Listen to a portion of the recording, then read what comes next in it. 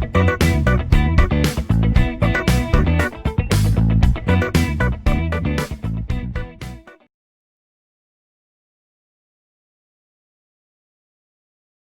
to lecture 5 on module 2 of computer organization, in which we will be discussing about the subroutines, parameter passing and the processor stack. In this particular slide we will discuss about the subroutines.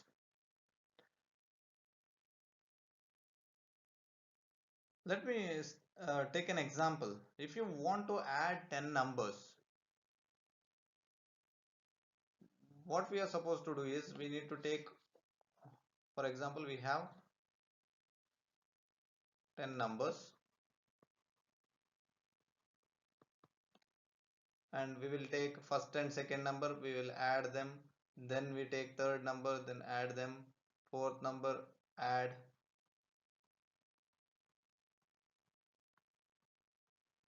and so on up to 10 numbers, right? This is how we do the addition usually. So in the processor or in the program we perform the addition in the same way. So what happens is, in such kind of program you need to perform, or you need to write the instruction that correspond to add 10 times. So the difficulty here is you need to you will be one thing is you will be repeating same set of code 10 times. For example, let us assume for adding we have some three lines of program. Adding two numbers has 3 lines of program.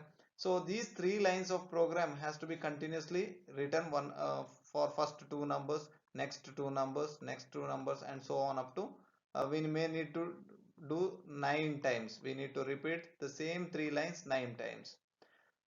So what the drawback is here, it consumes unnecessary space in the memory. Instead what we can do is we can write these 3 lines of code, or the program to add a number in one particular memory location, and call this program whenever required. Call this particular program whenever required. For example, we call in the C language we call it as functions. So the repeated set of code will be written separately and are called whenever required, and those subtasks are called as the subroutine. The functions in C will be termed as subroutines in case of computers. So what is the functionality or how exactly these subroutines work? So there is a called party and calling party. When we speak about subroutines, we have a calling program and called program. I said that a set of code is written separately in some memory location, and that set of code is called whenever required. There will be a main program, let me assume there is a main program. So we will start with the main task, and in between you need to perform the add. So you will call add. So somewhere in the memory location you will write add, and there will be instructions corresponding to add. So now this subroutines are the called program, whereas the main program is called the calling program.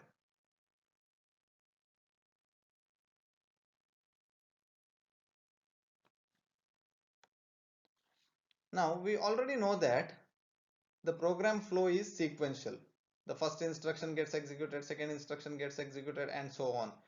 Let us assume at one stage there is a call for a subroutine. There is a call for a subroutine. Now, how exactly this works? So in this case, when a program is called, or whenever there is a whenever the processor comes across the instruction call, then it will stop all the other operations and it will jump to this location, executes this, and comes back to the next location. So for example, if call instruction is the fifth instruction, when returning it comes back to the sixth location and executes the normal program. So now in order to perform this, there are some of the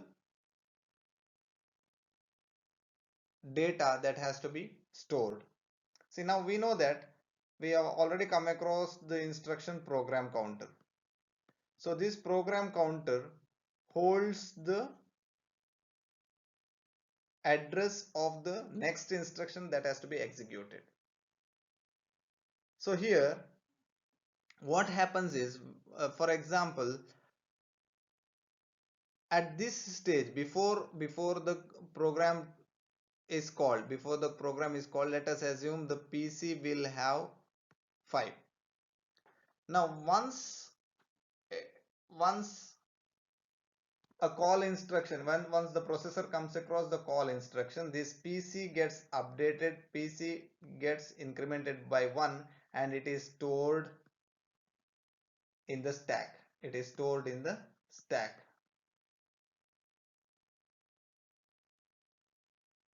And the program counter PC will be loaded with the value or the address that is pointed by the called party or the called party. So here this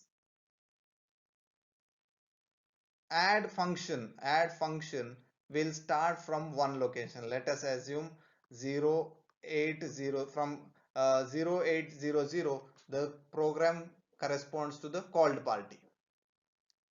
So now the next instruction, then after the execution of the instruction call at the location 5, the next instruction that has to be executed is from the 0x800. So it is possible only when the PC program counter is loaded with the value 0800. It indicates that the next instruction that it has to fetch is from the location 0800. So it jumps to the 0800, fetches the instruction that is present in 0800, and it continues. And after completion it comes across the instruction called return. Whenever the processor comes across the instruction return, it indicates the processor that it has to return back to the main program and resume the previous execution. It cannot resume the execution as such. The reverse process has to be carried out. So now the stored, I said that the PC value will be incremented by 1 and it will be stored in the stack. Now this stack, the value that is present in the stack will be loaded back to the PC. So the PC value now becomes 6. So when the processor comes across the return instruction, it will jump to the location next to the call instruction and it starts execution. So this process happens multiple times, since this there will be number of add functions, so this becomes multiple times. This is how a subroutine works. The process in which the computer makes it possible to call and return from the subroutine is referred to as subroutine linkage.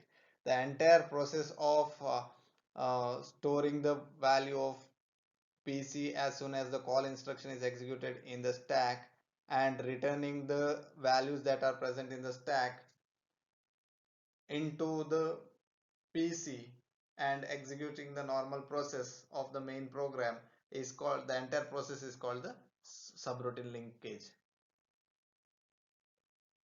As I said earlier, the important registers that we need to note is we need to store the PC value in the stack during the process of call. It is not the PC value, it is the updated PC value. Updated PC value indicates that the current PC value has to be incremented by 1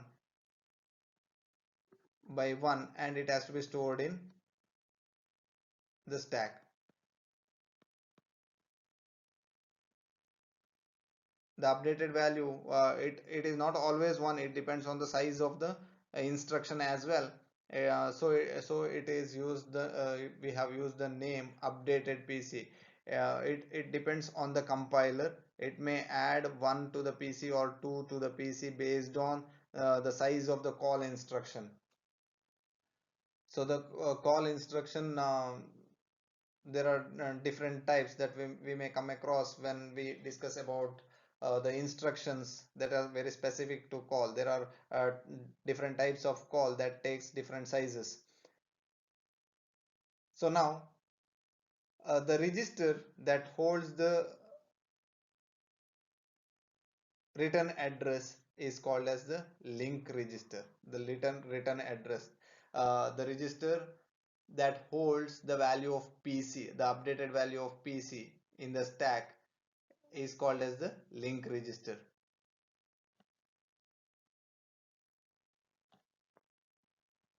So based on the location where the return address is stored, we may have either we can have either link register or stack. It depends on a particular system.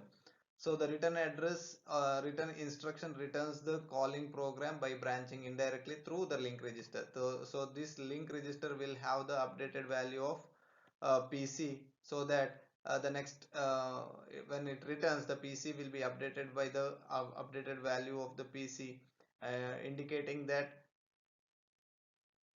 the next instruction that it has to fetch is the instruction next to the call.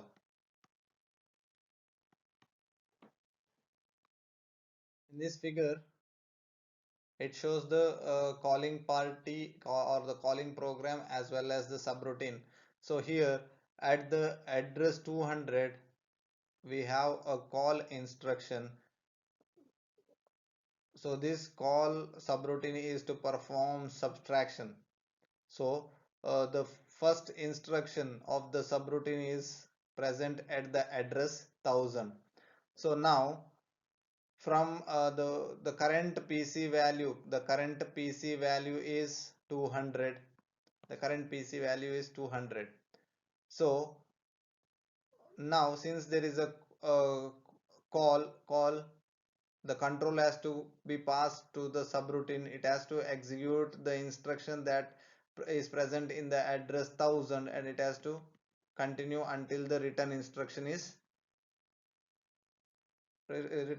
has executed. So when the return instruction executes, it has to come back to the next instruction that is located at the address 204. Now here the point to be noted is the next value of PC is 204. This has to be saved. So this has to be saved. Where it will be saved? It will be saved in the link register. So it will be saved in the link register. So the updated value of PC is 204. It will be stored in the PC. So as soon as the PC value is stored, the control is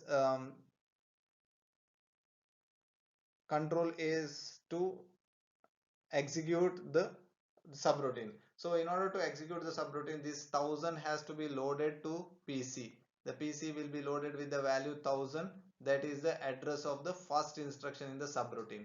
As soon as the value 1000 is loaded into the PC, 1000 is loaded into the PC, this 1000 will be loaded into the PC. So the instruction that will be fetched next is the instruction that is present in the address 1000.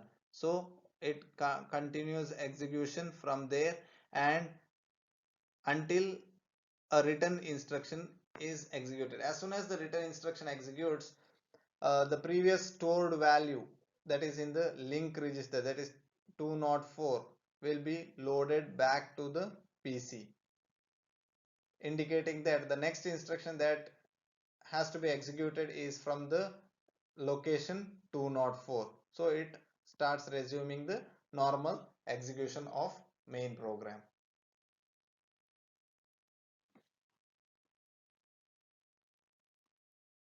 In this particular slide, we will be looking on to the subroutine nesting and the processor stack. So till now we had discussed only a main program calling a subroutine, that is the calling party being main program, the main program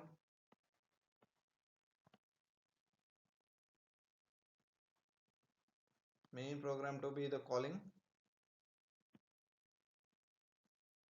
program and a subroutine to be the called.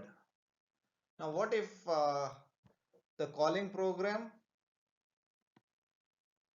and the called, if both are subroutine, or if one subroutine calls the another subroutine?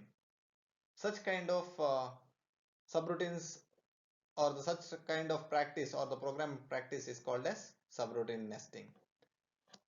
So what happens here is the return address of the second call is stored in the link register. So what happens, we know we had already discussed that this return address has to be stored in the link register. Now when the first subroutine is called, however the main program will call the first subroutine, and the first subroutine calls the second subroutine, second calls the third, and so on. That process is called the subroutine nesting. So when the main program calls the first subroutine, the return address is stored in the link register. So when the second subroutine is called by the first subroutine, the previous return instruction or the return address that is present in the link register gets destroyed and it will be stored by the updated return address. So in that case, the program can never, or from when returning from the second subroutine, it can go up to the first subroutine, it can return to the first subroutine, but it cannot return back to the main routine, it cannot back to the main program. So in order to avoid such problems, we need to store the return address of each and every subroutine. So we can do the subroutine nesting to any depth. The last subroutine called completes its computations and returns to the subroutine that called it. For example, if you take, I'll take it as subroutine 1, subroutine 2, subroutine 3, and the main program. Now the main program calls the subroutine 1. So the return 1 is stored in the link register. Return 1 is stored in the link register. I'll mention it as LR. Now LR will have return of 1. Now this subroutine 1 calls the subroutine 2. Now LR gets updated by, this gets erased and it gets updated by return 2. When the subroutine 2 calls subroutine 3, it will finish all these computations and it will execute the return instruction. When this return instruction gets executed, it has to go back to the subroutine 2. However, it goes back since the return address will in the link register, it will have the return address corresponding to the subroutine 2. So it goes back to the subroutine 2. Here, since the link register value can hold only one return address, it cannot go back to the subroutine 1. Instead, it keeps on looping here itself. To avoid that, we can have a stack arrangement for the return instructions. So this is done by the call instruction usually. If not, we can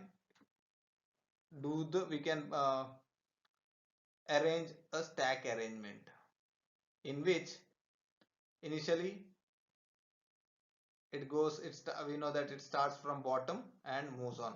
In the bottommost, you will have return address 1. In the next, you will have return address 2, return 3, return 3. Okay, now at this stage we are in the when this return instruction executes, it will take the return address from the top, that is last in first out. It will pop the uh, topmost data that is stored in the stack, and it jumps to that particular location. It will take the control back to the subroutine 2, and it will go back to the return instruction of the subroutine 2. It goes back to the return instruction of subroutine 2.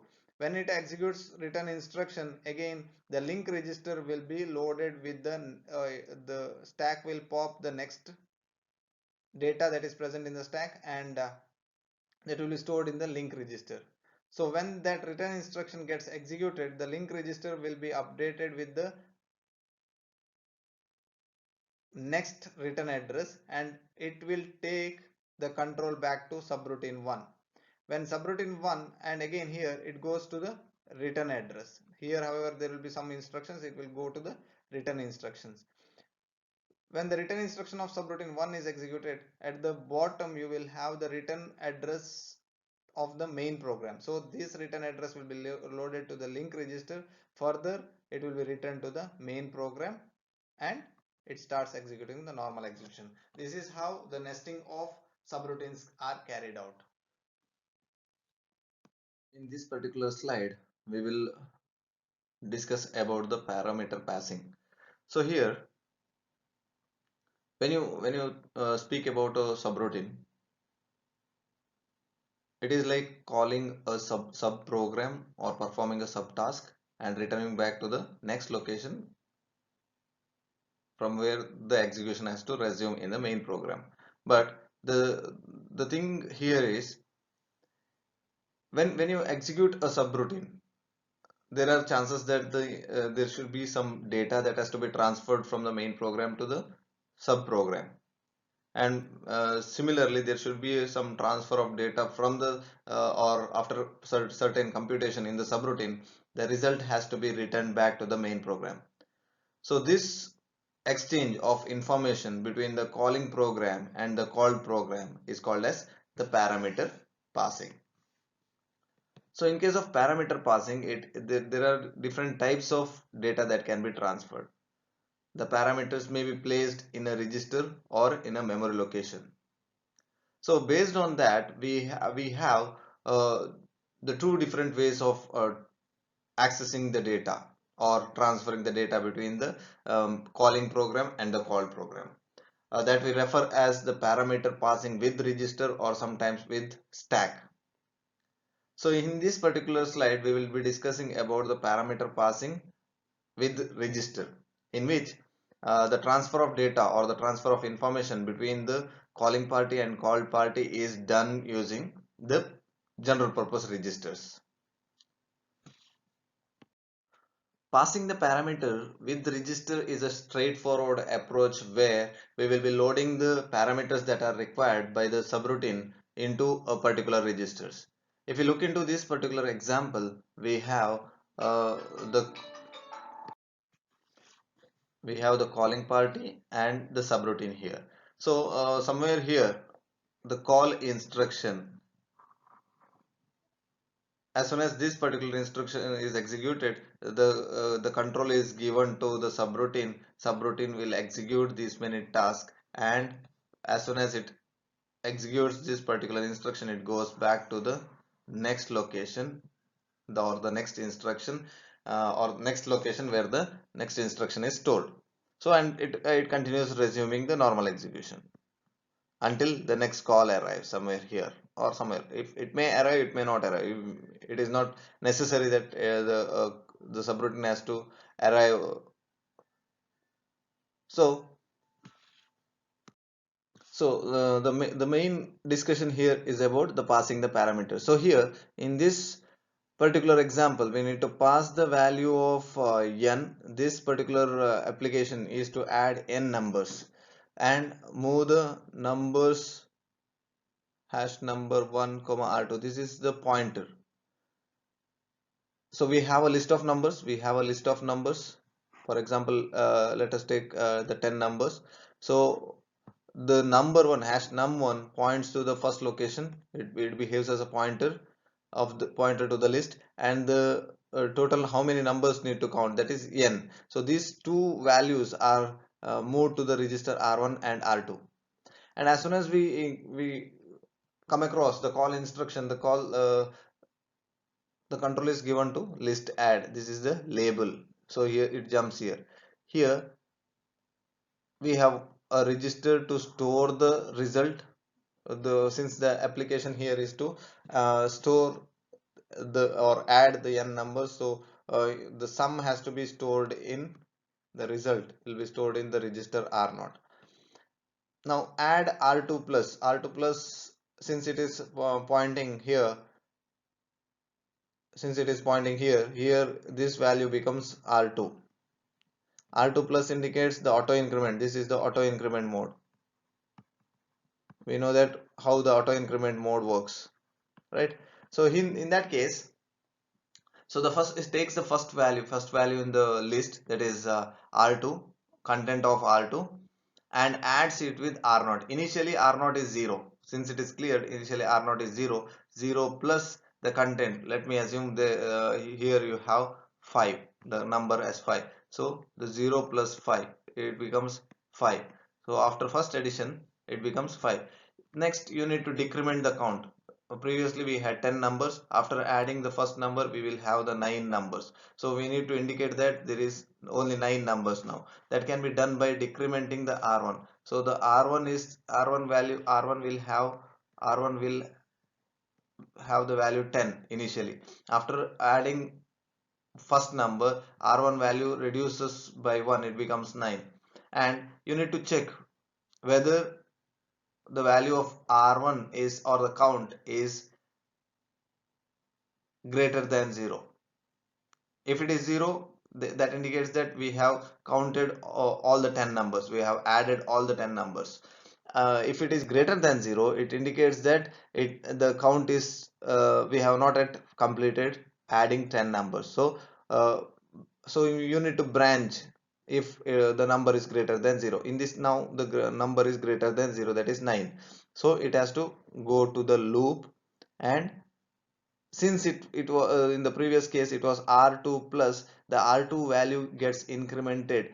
For example, if it is a byte data, if this address is 400, first location, the second location becomes 401, 402, 403, so on, this list. So the next, as soon as I do r2 plus, that indicates that it will add the, since it is auto increment, it will add the number and increment the value of r2 by 1. Since if the size of the data is byte, and if the size of the data is 2 bytes, then it will increment by 2. If the size of the data is 4 bytes, then it will increment by 4, r2 plus. This is what r2 plus means. So now the when you come back in the loop, the r2 will have the value 401. In this particular example, let me take 8 as the data that is present in 401. Now add content of r2 with r0. So the previous value of R0 is 5. So add it with the 8. The result will be 13. So this 13 gets stored in R0 and decrement R1, R1 becomes 8 now. So check for the condition whether R0 is greater than 0. Yes, R0 is greater than 0. Repeat, and it gets repeated till it reaches here. When it reaches here, the R1 value will be 1. R1 value will be 1. Again, it is greater than 0. It repeats. Add R2, comma, it may have some number 13 plus x. You need to add this number with the last number. Let me take 5. 13 plus x plus 5. 13 plus x indicates the previous result. Plus 5. You will get 18 plus x. There is some offset because there will be some numbers, right? There will be some numbers. So I am taking all this total sum of this as x. So now what happens is the next instruction is decrement R1. The previously the value was 1, it becomes 0. Now in the branch, whether it is greater than 0, no, it is not greater than 0, it is equal to 0. So you need to return, means you have completed the task of the subroutine. The subroutine has completed the task and it has to go back to the uh, instruction move R0 comma sum. So here again, when you return, the data is transferred back to the main program in the form of register R0. So here the information is passed between the calling party and the subroutine using three registers, that is R1, R2 and R0. R1, R2 are carrying the data from the that is present in the calling program or the main program to the subroutine, whereas the result is transferred from the subroutine to main program using the register R0. This is what we call the passing or parameter passing with register. We had discussed in our previous slide that the parameters can be passed in the using the register, and we also said that it is the easiest way and the straightforward approach. But the problem in case of register, the passing the parameter using the register is that if a program requires a large number of data to be transferred from the calling program to the called program or to the subroutine. In such cases, most of the cases the registers may not be sufficient because registers, general purpose registers, are not only dedicated for transferring the data between the main program and the subroutine. Instead, it has some other purpose as well. So in such cases, there will be a limitations of the general purpose registers. So in order to avoid that, the parameters can be passed using the stack.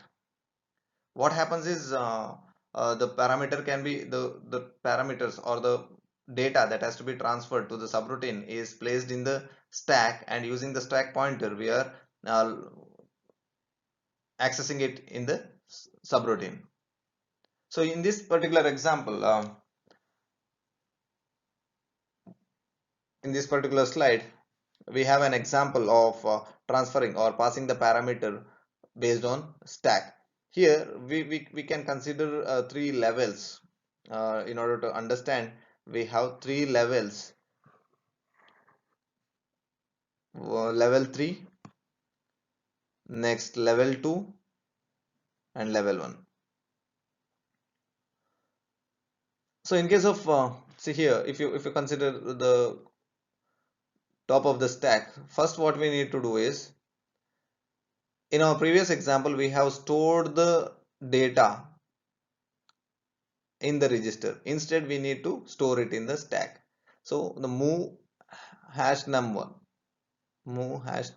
comma stack pointer, decrement the stack pointer by whatever the value it is based on the size of the data, and store the numbers.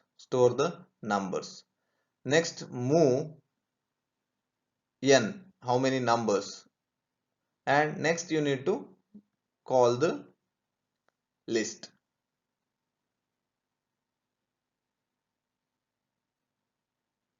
initially once we know that when the call subroutine instruction is executed, it goes, the control is passed to the label pointed by list add. In that, you need to first store the results R0 to R2. R0, R1, R2 data has to be stored in the stack pointers. So that will come in the level 3. R0, R1 and R2 values has to be stored in the stack, because we cannot pass the values using the registers here. Whatever values that are present in R0, R1, R2, we will be loading it in the stack. Next, in the level 2, we need to store the return address, number of or the count that we need to add, total number of data that has to be added, and next is the pointer num1 where the data is present. Same example as we discussed in the previous slide. We will have a list of n numbers, we need to add them. So this will be pointed by num1, this will be pointed by num1, and the total number of data is n, and the return address is stored, return address where exactly we need to go back after execution of the entire subroutine. After execution of this, we need to return back to the main program. Where exactly we need to return, that will be pointed by the return address or the address that is present in the link register. So this here move 16 of sp comma r1, move 20 of sp comma r2. What is this? See here, now what we are supposed to do is, now we know that the stack grows from the higher order address to the lower order address, right? So first uh, move hash num1 comma stack pointer, it comes here. The stack pointer will be having this particular address. It will be decremented by certain values, and it will store the the pointer address num1 in the stack. The next thing is you need to store the n in the stack pointer. It will be decremented by again 4. Here the data is considered as 32-bit. In this example, the data is considered as 32-bit, so it will be decremented by 4, and the value of n, move n comma stack pointer, at this moment the stack pointer will be decremented again by 4, and it will be loaded with the number of the count, total number of data that has to be added. Next, the return address. Next, the return address will be because the next instruction is call. When as soon as the call instruction is executed, the PC, as we discussed in our earlier slides, the PC will be stored in the stack, or the updated PC, that is incremented value of PC, will be stored in the stack as a return address, that is here. So the next thing is R0, R1, R2. You need to save the registers R0, R1 and R2, the contents of R0, R1 and R2. Here move 16 of SP comma R1.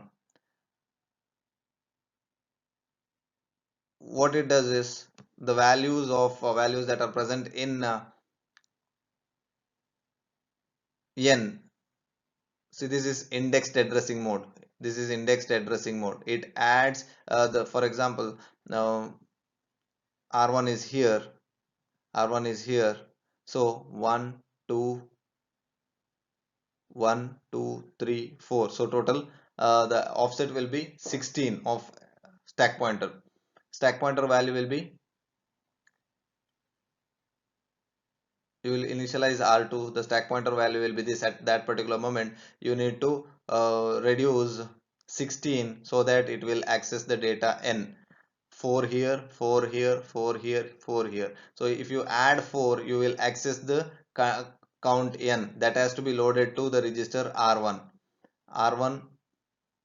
And next you need to initialize pointer to the list, the same as the previous example. So here even then the stack pointer value will be pointing to the R2, the content that is present in R2. So here 4, 8, 12, 16, 20. So the offset, the index is 20 in this case. So you can initialize the pointer to the list. Now R1 will have the subroutine, in the subroutine R1 will have n and R2 will have the pointer to the list num1. Further process will carried out same as the previous example. Clear R0 to store the result, add R2 plus R0, content of R2 plus R0. Now R2 will have the list. This the starting address of num1 will be present in R2 register, and decrement R1. R1 will have the total number of data that has to be added, that is n. So R1 will have n. This will be decremented. For example, if you want to add 10 numbers, it will be decremented by 1 each time when it completes addition of one number. And this process repeats as we have done in our previous case. Once all the numbers are added, it comes out of loop and the sum has to be moved. The result will be present in R0. Result will be present in R0. That R0 has to be moved to 20 of stack pointer. So the 20 of stack pointer is R0. So move multiple stack pointer R0 to R2. This, see, now the contents that are present in R0, R1 and R2 has to be restored and then return back to the main program. Here the intention to restore the values of the register is that before executing the subroutine, R2, R1 and R0 may have some values that correspond to the main program. Since we are using that R1, R2 and R0 inside the subroutine, you need to save the values first in the stack, then use that register after completing the execution in subroutine. Restore the values of R2, R1 and R0 from the stack, so that when it returns back to the main program, the normal execution is not affected. I hope you have understood. See here, uh, by when it executes this in the main program, there will be some values in R2 register, R1 register and R0 register. So this should not be lost, since we are using the same registers inside the subroutine, not to pass the parameters, just for execution purpose. Just for transfer of data we are using within the subroutine. So the first while loading the data itself, we will be saving the data of R2, R1 and R0 in the stack, that is in the level 3. And we will be using those registers. We will be using those registers for our computation in case of subroutine. And before returning to the main program, we will restore these values back to the registers. That is what is done here. Restore the register values, then return to the calling program.